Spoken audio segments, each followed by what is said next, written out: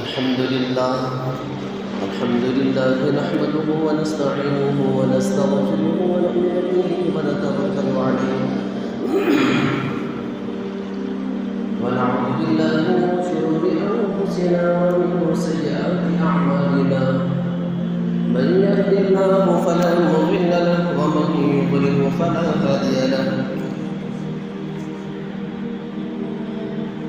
ونشهد أن لا إله إلا الله وحده لا شريك له ونشهد أن سيدنا ونبينا وحبيبنا وشفيعنا ومولانا محمدا عبده ورسوله أما بعد فأعوذ بالله من الشيطان الرجيم بسم الله الرحمن الرحيم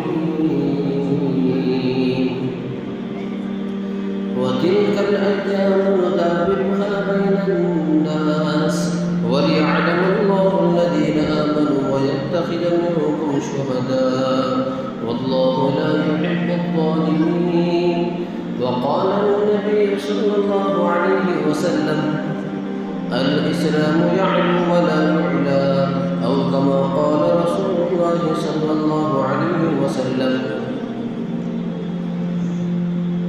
اللهم صل على سيدنا محمد وعلى آل سيدنا محمد وبارك وسلم اللهم صل على سيدنا محمد وعلى آل سيدنا محمد وبارك وسلم اللهم صل على سيدنا محمد وعلى آل سيدنا محمد وبارك وسلم محترم حاضرین کرام بزرگان دین نوجوانان اسلام پردانشین امت کی مائیں بہنیں اور بیٹیاں آج آپ حضرات کی روبرو جمعہ کے موقع پر اللہ جل جلالہ کے احکامات کی روشنی قرآن مجید کے آیات کی روشنی اور احادیث مبارکہ کی روشنی میں موجودہ حالات ملک کے تناظر میں جو مسلمانوں کے ساتھ رویہ ہوا ہے اور ہو رہا ہے آنے والا الیکشن 2024 کا وہ ملک کے مفادات کے بجائے مذہب کی بنیاد پر جو ہونے والا ہے اس پر روشنی ڈالنا چاہتا ہوں اور ان حالات میں مسلمانوں کی کیا ذمہ داریاں ہیں، مسلمانوں کو کیا کرنا چاہیے، ہر لائن سے اس کے تعلق سے آپ حضرات کے سامنے روشنی ڈالنا ہے۔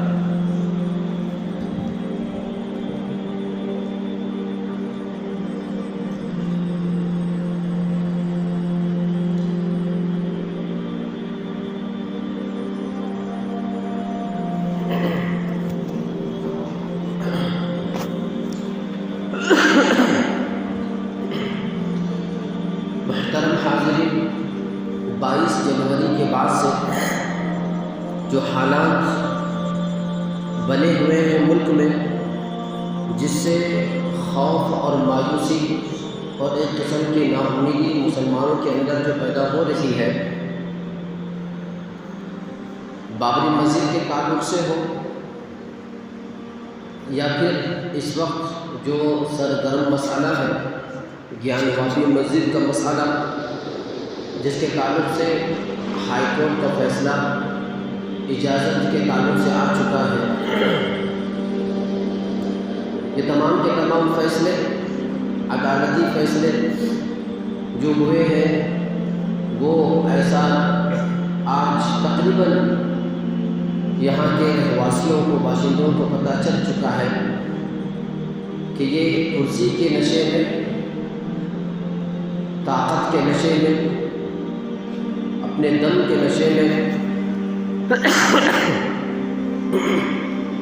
دلائل کو ملحوظ رکھے بغیر، قوانین کو ملحوظ رکھے بغیر، انصاف کو ملحوظ رکھے بغیر یہ فیصلہ ہوا ہے۔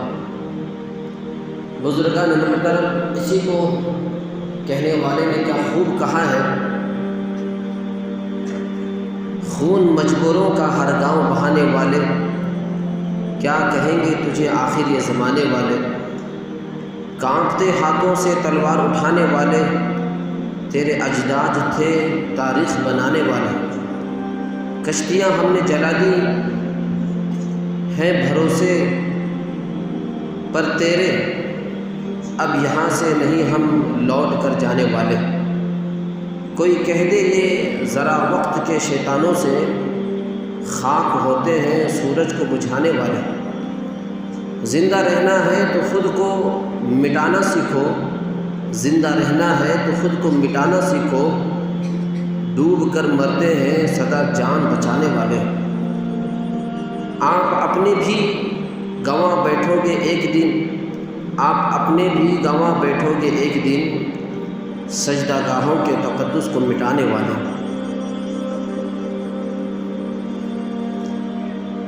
آپ جو کرسی کے نشے میں، طاقت کے نشے میں فیصلے اور جو حکومت کر رہے ہیں اور دندناتے پھر رہے ہیں، نعرے لگا رہے ہیں، اپنی آواز کو بلند کرنے کو ہر ممکن کوشش کر رہے ہیں اور اس کا پورا فائدہ اٹھا رہے ہیں، ہر قسم کی طاقت کا، انہیں معلوم ہونا چاہیے کہ یہ ظلم کی بنیاد پر حکومت کرنے والے اس سے پہلے کئی قسم کے فرعون تمہارے باپ دادا گزر چکے ہیں، اور اللہ نے اب بھی تمہارے رشتہ دار فرعون کو، اس کی لاش کو زندہ رکھا ہے، تاکہ ہر آنے والا ظالم، ظلم کی بنیاد پر حکومت کرنے والا اس سے سبق لے سکے، عبرت لے سکے کہ ظلم کا انجام آخر بہت بھیانک ہے، بہت ہی عبرتناک ہوگا۔ اس سبق کو حاصل کرنے کے لیے اللہ تعالیٰ نے فرعون کے مجسمے کو، فرعون کے لاش کو اب تک باقی رکھا ہے، اور وہ قیامت تک باقی رکھے گا کہ ہر آنے والا ظالم اس سے سبق لے سکے۔ اس ناخوشگوار ملک کے حالات کے موقع پر مسلمانوں کو چند سبق سیکھنے اور کچھ ذمہ داریوں کو سمجھنے کی ضرورت ہے۔ میں ادھر ادھر کی بات نہیں کرتا، ڈائریکٹ مسلمانوں کو کیا کرنا چاہیے اس سے پہلے بھی بہت مرتبہ اس کے تعلق سے میں کہہ چکا ہوں۔ تو مسلمانوں کا ایسے مواقع میں کیا کرنا چاہیے، کیا ذمہ داریاں لے کر کے اپنے آپ کا اور اپنے قوم کا، اپنی زندگی کا ایک لائحہ عمل بنانا چاہیے۔ سب سے پہلی بات تو یہ سمجھے، دنیا میں کسی بھی چیز کو اپنی کسٹڈی میں لینے کے لیے، اپنے کنٹرول میں لینے کے لیے، اپنے قابو میں لینے کے لیے، اپنے قبضے میں لینے کے لیے دو چیزوں کی ضرورت ہوتی ہے۔ دو چیزوں سے انسان کسی بھی چیز کو مسخر کر لیتا ہے اور اس کو جیسے چاہے استعمال کر لیتا ہے، اپنے زیر نگین کر لیتا ہے، اپنے زیر قدرت کر لیتا ہے۔ پہلی چیز ہے اقتصادی طاقت،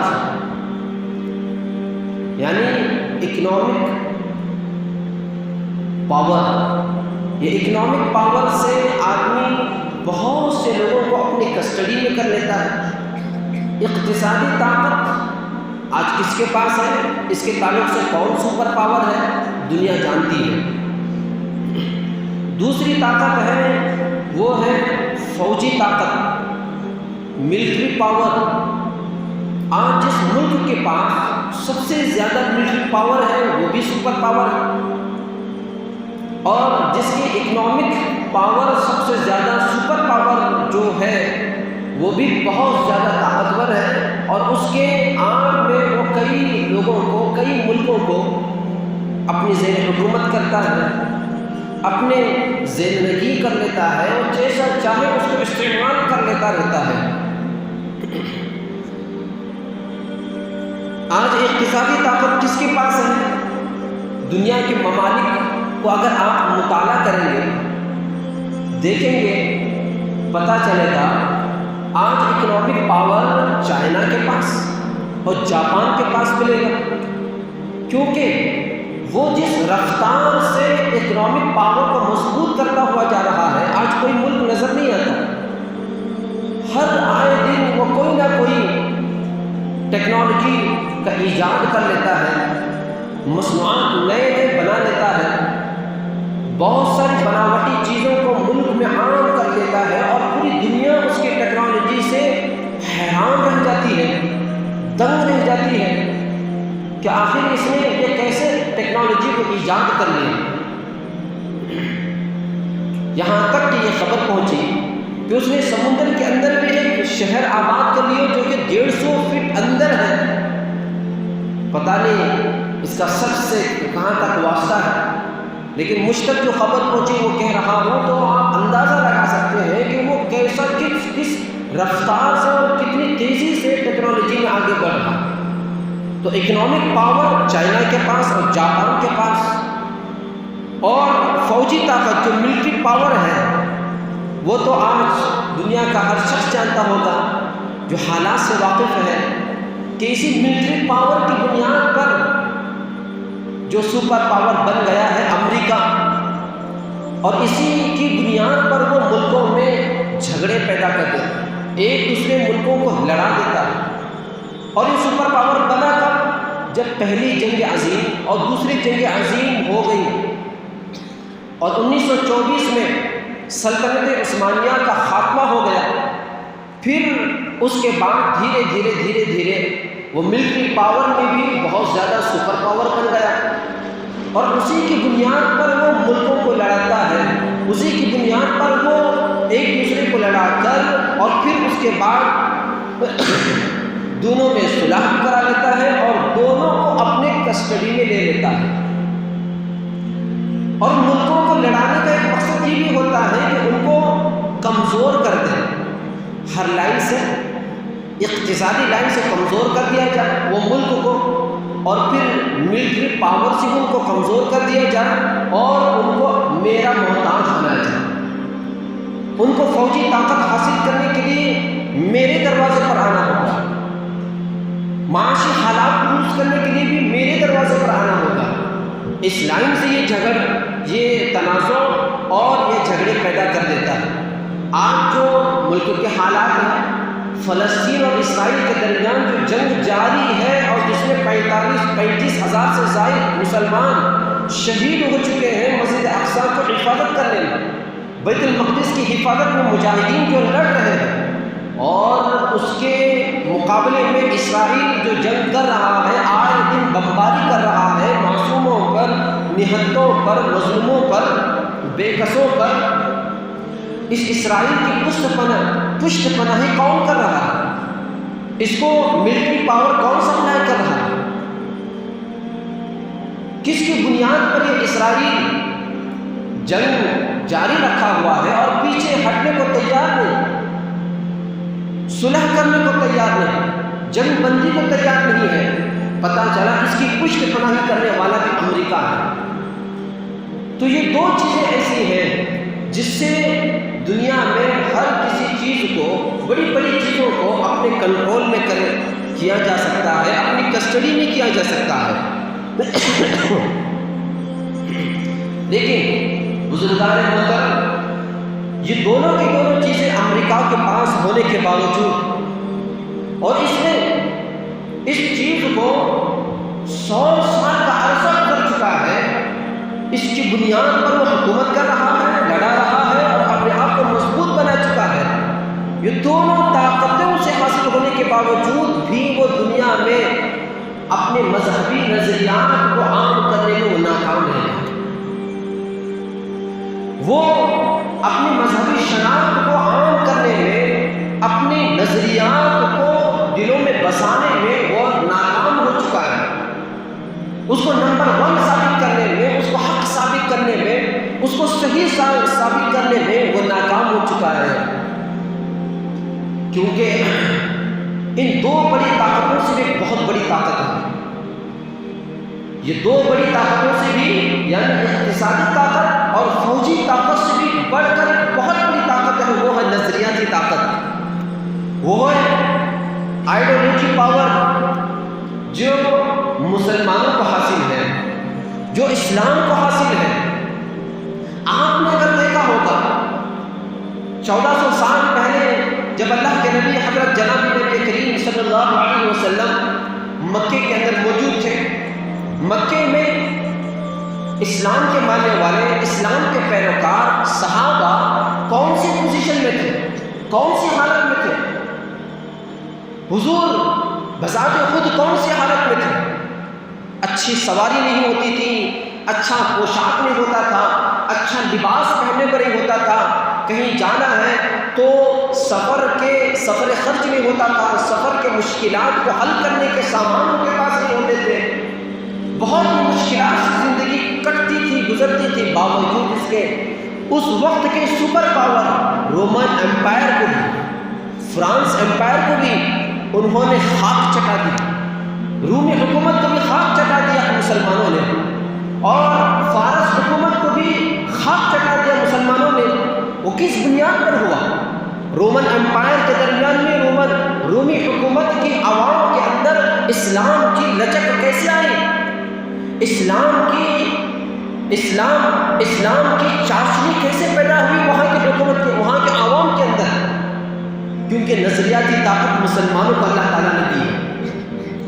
وہ کسی اور مذہب کے اندر، کسی اور ریلیجن کے اندر، کسی دھرم کے اندر اللہ نے مذہبی اور نظریاتی لچک نہیں رکھا، نظریاتی اللہ تعالیٰ نے چاشنی نہیں رکھی ہے جو اسلام کے اندر اللہ تبارک و تعالیٰ نے رکھی ہے۔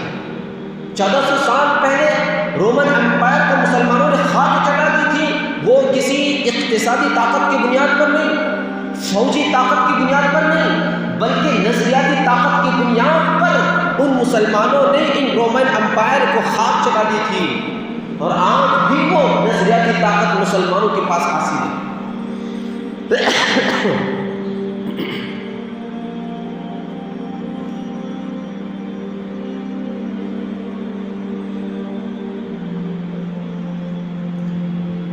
یہ نظریاتی طاقت اتنی مضبوط اور اس کی بنیاد پر اسلام کیسے پھیلا؟ کیونکہ نظریاتی طاقت یہ اتنی پاورفل طاقت ہے جو اسلام کو حاصل ہے، مسلمانوں کو حاصل ہے، وہ اس وجہ سے کہ انسان کے فطرت سے بہت قریب یہ اسلام ہے، عقل کے قریب یہ اسلام ہے۔ اگر کسی نے اسلام کو جھٹلا دیا، اگر کسی نے اسلام کو برا بھلا کہہ دیا، اگر کسی نے اسلام کو غلط ثابت کر دیا، تو گویا کہ وہ خود اپنی مزاج کو، خود اپنی فطرت کو غلط کہہ رہا ہے، کیونکہ اسلام فطرت کے موافق ہے، اس کا ایک ایک حکم، اس کا ایک ایک شوشہ اسلام کی فطرت کے مطابق ہے۔ کوئی اگر غلط کہتا ہے تو خود کو غلط کہہ رہا ہے۔ اگر کوئی اسلام کے کسی قانون کو، چاہے طلاق ہو، چاہے نکاح ہو، چاہے وراثت کا مسئلہ ہو، کوئی بھی مسئلہ ہو، اگر وہ اسلام کے کسی قانون کو غلط کہتا ہے تو وہ اپنی زندگی کے قانون کو غلط کہتا ہے، کیونکہ اللہ نے اسلام کو انسان کی فطرت کے مطابق بنایا ہے۔ اسلام کے قوانین کو انسان کی زندگی کے قوانین اور اصولوں کے مطابق اللہ تبارک و تعالیٰ نے اسلام کو بنایا ہے۔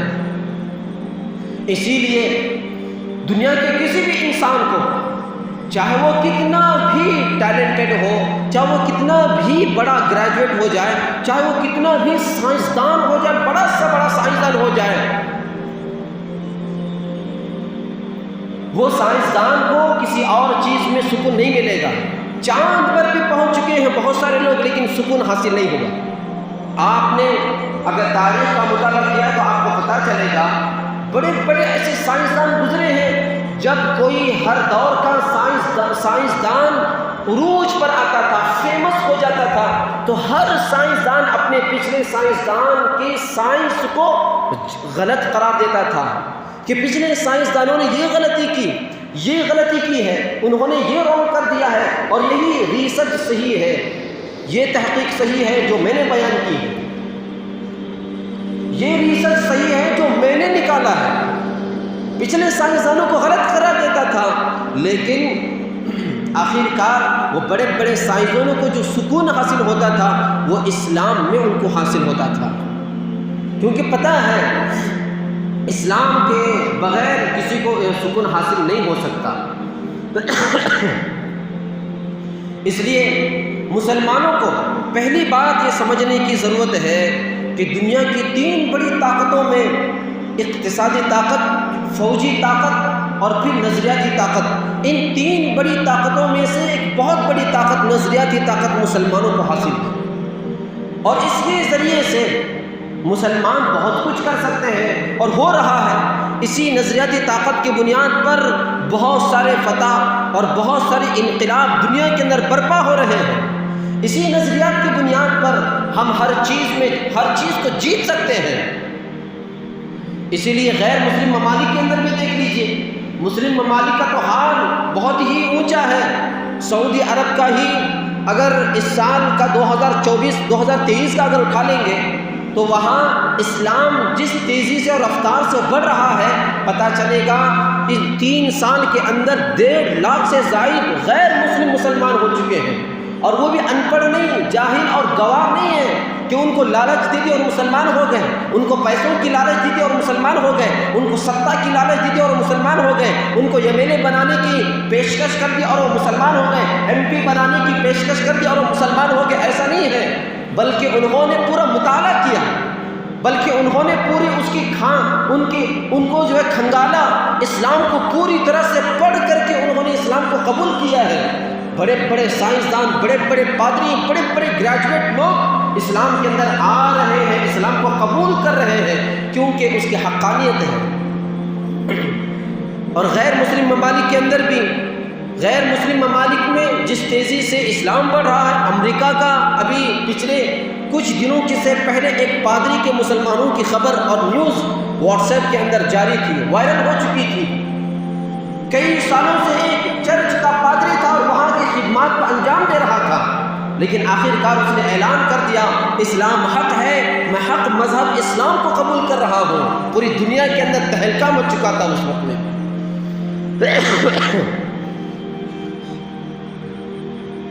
اس کی ایک مثال یہ ہے، اسلام برحق ہے، اسلام کی حقانیت بہت اونچی ہے۔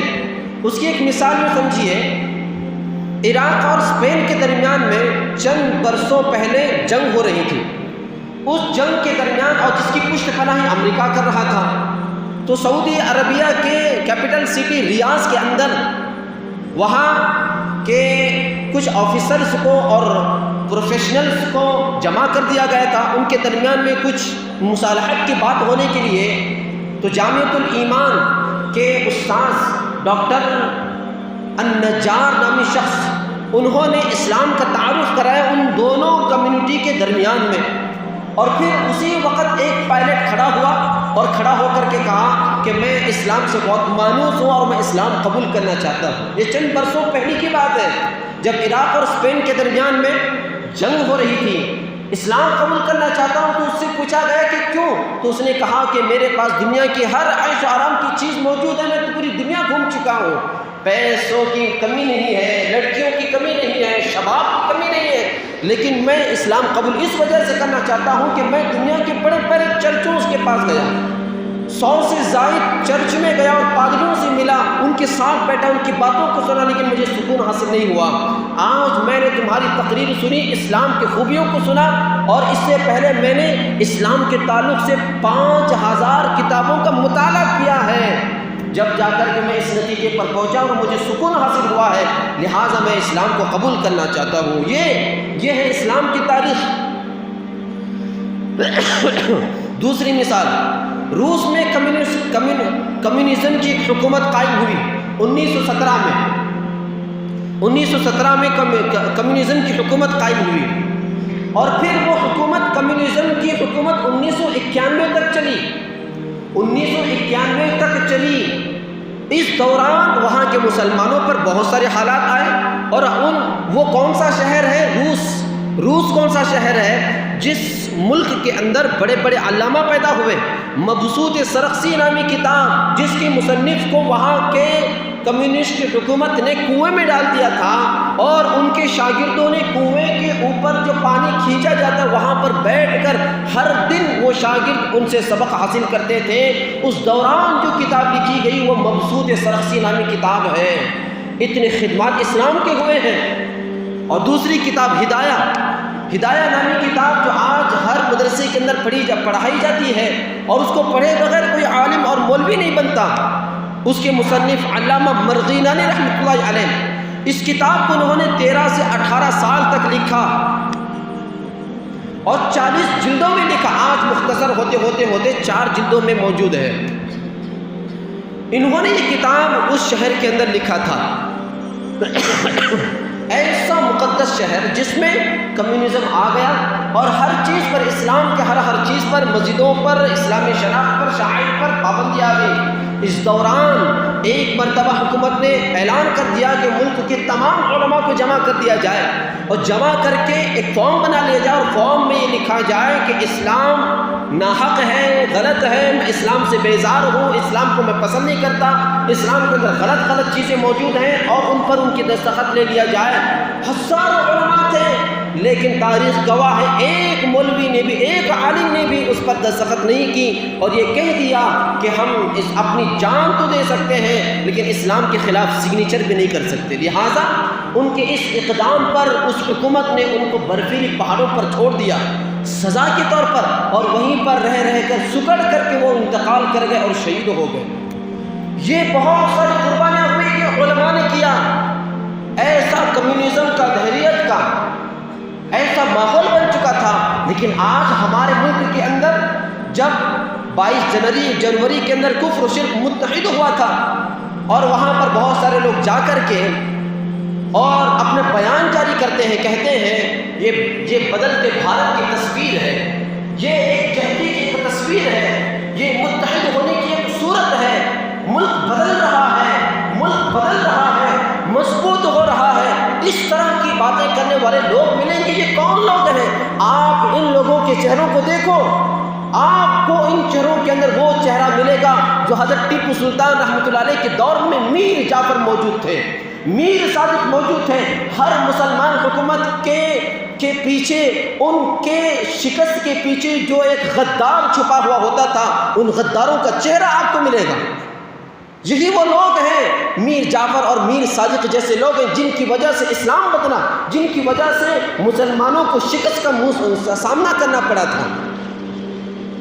جب اللہ کے نبی حضرت جناب نبی کریم صلی اللہ علیہ وسلم کے سامنے جب یہ بات آئی، کمیونزم کی، سیکولرزم کی بات آئی کہ ہم بھی تمہاری عبادت، بتوں کی عبادت کرتے ہیں، تم بھی ہمارے بتوں کی عبادت کرو، ہم بھی تم کو مانتے ہیں، تم بھی ہم کو مانو، برابر چلیں گے، برابر سرابر چلیں گے، تم بھی ہم بھی تمہارے ہیں، تم بھی ہمارے ہو جاؤ. اس طرح کی جب باتیں آئی تو اللہ کی طرف سے فوراً حکم آیا.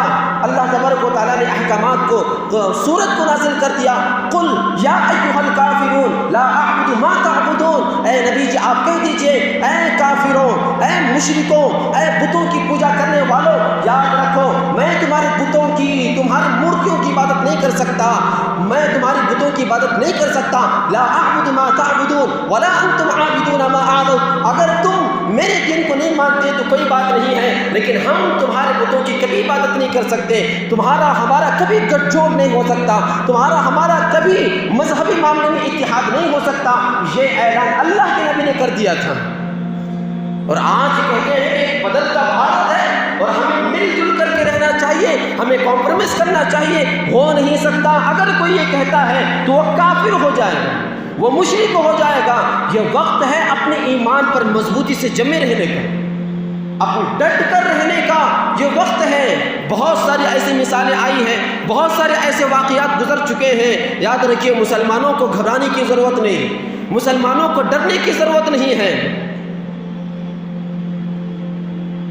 تیسری مثال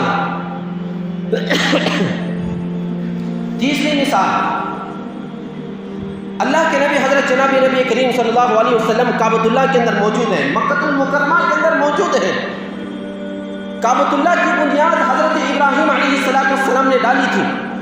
کعبۃ اللہ کی بنیاد حضرت ابراہیم علیہ السلام، حضرت اسماعیل علیہ السلام نے ڈالی تھی.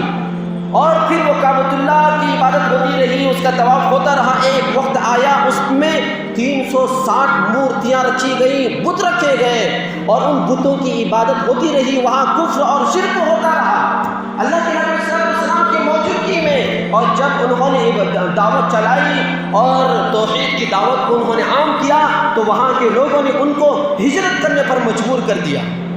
کوئی سوچ سکتا تھا اس وقت میں بھی، وہاں کے جو لوگ موجود تھے اس وقت کے، کہ جب حضور یہاں سے ہجرت کر کے ملک چھوڑ کر کے جا رہے ہیں، پوری دنیا میں اسلام پھیلے گا، پوری دنیا کے اندر دین کی ہوائیں چلیں گی؟ کوئی تصور بھی کر سکتا تھا؟ حالات ایسے موجود تھے، لیکن نہیں، جس طرح ایک انسان پر حالات آتے ہیں، کبھی خوشی کے حالات آتے ہیں، کبھی غم کے حالات آتے ہیں، کبھی وہ بیماری کے ایام کو گزارتا ہے، کبھی صحت کے ایام کو گزارتا ہے، اسی طرح قوموں پر بھی حالات آتے ہیں، اسی طرح کمیونٹیوں کے اوپر بھی حالات آتے ہیں، اسی طرح ملکوں پر بھی حالات آتے ہیں۔ آج ہمارے اس ہندوستان کی قوم پر حالات آ رہے ہیں، یہ بیماری کے ایام چل رہے ہیں، یہ بیماری کے دن چل رہے ہیں، اس میں گھبرانے کی ضرورت نہیں ہے۔ انشاءاللہ یہ بیماری دور ہو جائے گی اور صحت یابی انشاءاللہ ضرور حاصل ہوگی۔ اللہ کے نبی علیہ الصلوۃ والسلام ہجرت کر کے مدینے کی طرف تشریف لے گئے، لیکن پوری دنیا نے دیکھا، وہیں سے پوری دنیا کے اندر اسلام پھیل چکا، اور آج پوری دنیا کے مسلمانوں کا قبلہ آج کعبۃ اللہ موجود ہے۔ وہی کعبۃ اللہ جس میں ایک دور میں 360 مورتیاں رکھی گئی تھی، اور اس کی کو وہاں پر کفر و شرک ہوتا تھا۔ یہ تیسری مثال ہے، گھبرانے کی کوئی ضرورت نہیں۔ آج مسجدوں کو شہید کر کے وہاں پر جو ہے کچھ اور بنایا جا رہا ہے، لیکن ڈرنے کی کوئی ضرورت نہیں ہے۔ حالات بدلیں گے انشاءاللہ، انصاف کا ضرور جو ہے وہ بول بالا ہوگا۔ چوتھی مثال، اس ملک کے اندر انگریز آئے، انگریز آنے کے بعد اس نے اسلام کو ختم کرنے کے لیے 3 لاکھ قرآن مجید کو جلایا کہ نہیں جلایا؟ 52,500 علماء کو تختہ دار پر لٹکایا کہ نہیں لٹکایا؟ دلی کے اندر 1000 سے زائد مدارس کو اس نے منہدم کیا۔ صرف ایک مدرسہ اور مسجد نہیں، جو ابھی اس وقت میں حال ہی کے اندر نیوز پہنچی تھی، ہلدوانی کے اندر ایک مسجد اور مدرسے کو منہدم کر دیا گیا بلڈوزر کے ذریعے سے۔ انگریز حکومت نے 1000 مدارس کو اس نے جو منہدم کر دیا تھا، شہید کر دیا تھا، لیکن پوری دنیا نے دیکھا۔ اس وقت بھی کوئی یہ تصور نہیں کر سکتا تھا انگریز کو یہاں سے کوئی بھگا سکے گا، انگریز کو کوئی شکست دے سکے گا، کوئی یہ تصور نہیں کر سکتا، کبھی دماغ کے اندر نہیں لا سکتا تھا۔ لیکن پوری دنیا نے دیکھا، وقت کے علماء نے، وقت کے مسلمانوں نے اپنے ایمان پر ثابت قدم سے رہا، ثابت قدمی پر انہوں نے دکھائی، استقامت کے ساتھ جمے رہے، ایمان کو مضبوطی سے انہوں نے پکڑے رکھا، گرفت کر کیا ہوا رکھا۔ تو پھر اس کے بعد ایک دور آیا، انگریز ذلیل ہو کر کے یہاں سے گیا، اور آج پورے ملک کے اندر اسلام پر چلنے کی آزادی سب کو حاصل ہے، مسجد پر نماز پڑھنے کی سب کو حاصل ہے، مدرسے میں بچوں کو پڑھانے کی آزادی سب کو حاصل ہے۔ یہ کس وجہ سے ہوا؟ ثابت قدمی سے ہوا ہے۔ تو میں آپ تمام مسلمانوں سے یہ گزارش کرنا چاہتا ہوں، حالات سے گھبرانے کی کوئی ضرورت نہیں ہے۔ حالات اس بات کی دعوت دیتے ہیں، جس طرح مکے کے اندر صحابہ نے مسلمانوں نے ان تمام کفر و شرک کے حالات میں جس طرح ثابت قدمی انہوں نے دکھائی، ہندوستان کے مسلمانوں کو بھی ثابت قدمی دکھانا پڑے گا۔ ہمارے بچے ہیں، ہمارے بچوں کو ہمیں صحیح تربیت دینی پڑے گی، اسلام سکھانا پڑے گا، اسلام کی بنیادی اصول سکھانے پڑیں گے، دین سکھانا پڑے گا۔ اگر یاد رکھو، تم تو چلے جاؤ گے، لیکن اپنی اولاد کو، اپنی نسل کو آپ نے اسلام نہیں سکھایا، اسلام کی بنیاد عقائد، مضبوط عقائد اگر ان کو نہیں بنائے تو یاد رکھو، کل تمہارے مرنے کے بعد تمہارے قبروں پر تمہاری اولاد فاتحہ پڑھنے نہیں آئے گی، بلکہ تمہاری قبروں پر پیشاب اور پخانہ کرنے آئے گی، اور وہ تمہاری انگلیاں اٹھائیں گے، کیسے کم وقت ہمارے ماں باپ تھے کہ ہمارے ایمان کی انہوں نے حفاظت نہیں کی ہے۔ لہٰذا یہ وقت ہے اسلام پر چلنے کی اور اسلام کو سکھانے کی، اسلام کے مطابق اپنے مضبوط عقائد کو بنانے کی۔ اللہ سے دعا ہے اللہ تبارک و تعالی ہم تمام کو عمل کرنے کی توفیق عطا فرمائے۔ آمین و آخر دعوانا ان الحمد للہ رب العالمین۔